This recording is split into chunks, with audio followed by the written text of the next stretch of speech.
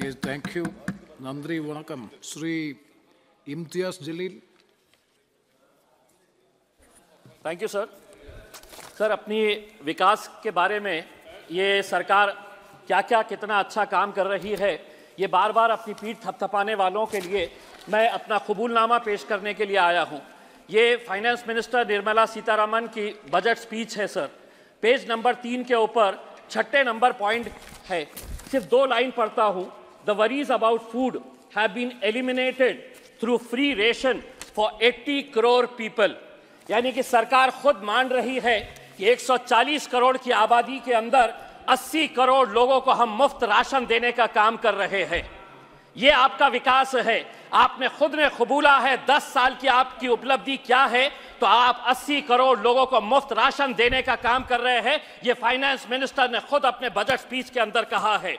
उसके बाद उन्होंने कहा है, विद द परस्यूट ऑफ सबका साथ in these 10 years the government has assisted 25 crore people to get freedom from multi dimensional poverty. हमने 25 करोड़ लोगों को गरीबी रेखा से ऊपर उठाया है।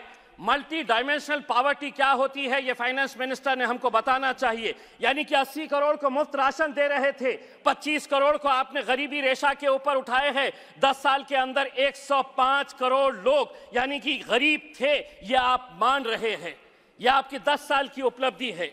आपने ये कहा है कि हम 3 करोड़ घर बना रहे हैं। मुझे क्यों शक हो रहा है आपके आंकड़ों के ऊपर, क्योंकि मेरे चुनावी क्षेत्र औरंगाबाद के अंदर 60,000 लोग 2017 से एक सपना देख रहे हैं कि मोदी जी ने वादा किया था कि मार्च 2022 तक इस देश के अंदर हर बेघर को घर मिलेगा। और सिर्फ घर नहीं मिलेगा, घर में नल रहेगा और नल में जल रहेगा।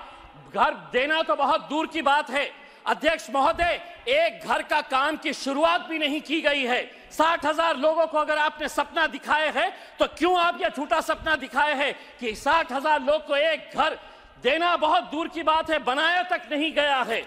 अध्यक्ष महोदय, हमारी माइनॉरिटी मिनिस्टर यहां पर बैठी हुई है, हम उनका बहुत आदर करते हैं। 2023-24 के अंदर आपने माइनॉरिटी का बजट 38% कम कर दिया। कितना बजट किया, तो 3097.60 करोड़ रुपीस माइनॉरिटी का बजट इस बार आपने बढ़ा दिया है।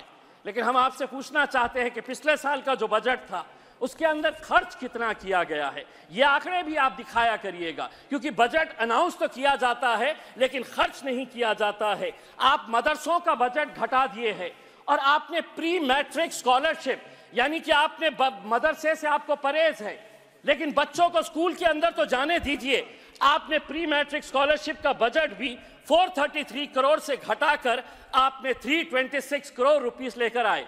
तो क्यों आप ये नारा देते हैं कि हम सबका विकास चाहते हैं? आप चाहते हैं कि माइनॉरिटी के बच्चे और विशेषकर मुसलमानों के बच्चे सिर्फ चाय के ठेले लगाए, पंचर बनाने का काम करे, ऑटो रिक्शा चलाने का काम करे, यही काम करे। वरना जस्टिफाई करिए कि आप इतनी बड़ी जो मेजॉरिटी है माइनॉरिटी के अंदर की, उनका बजट हर 5 साल के बाद कैसे कम कर रहे हैं आप? क्या वजह है, क्यों आप इसका बजट कम कर रहे हैं? EPS 95 क्या आता? 78 लाख जो पेंशनर्स है, 1000, 1500, 2000, आपने भी यह मुद्दा उठाया है कई मर्तबा, उन्हें एक बार फिर मायूस किया गया है। दूसरी बात, आशा वर्कर्स, आंगनवाड़ी वर्कर्स, ये हर कुछ महीनों के बाद आंदोलन करते हैं।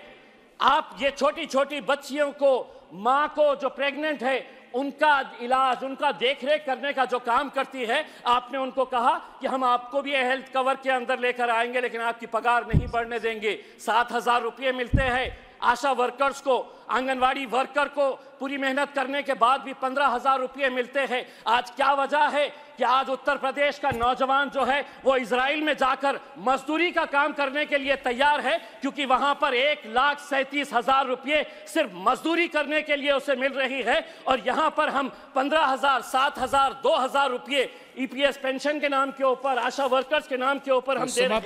1 मिनट अध्यक्ष महोदय, 1 मिनट। बहुत चुभने वाली बात है, चुभने वाली इसलिए है कि बैंक और राइट ऑफ जो किया जा रहा है बड़े बड़े उद्योगपतियों का, यह आंकड़ा फाइनेंस मिनिस्टर को यकीनन पसंद नहीं आएगा।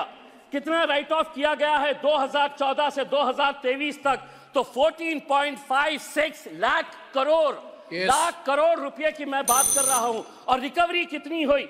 तो रिकवरी महज 14.07% हुई है, यानी कि 86% रिकवरी श्री कब सुनील होगी? तटकरे। और ऐसे मौके के ऊपर सिर्फ 30 सेकंड दीजिए, जब आप बड़े बड़े उद्योगपतियों का पैसा माफ कर रहे हैं। मेरे चुनावी क्षेत्र औरंगाबाद के अंदर 3,330 ऐसे सरकारी स्कूल है जिनके ऊपर पक्की छत नहीं है, टीन के शेड के नीचे ये बच्चे पढ़ते हैं। हम एसी बंद करने की बात कर रहे हैं Yes, और वो सुनील। तपती धूप के अध्यक्ष अंदर महोदय। टीन के शेड के नीचे पढ़ रहे हैं। स्वतंत्र भारताच्या इतिहासात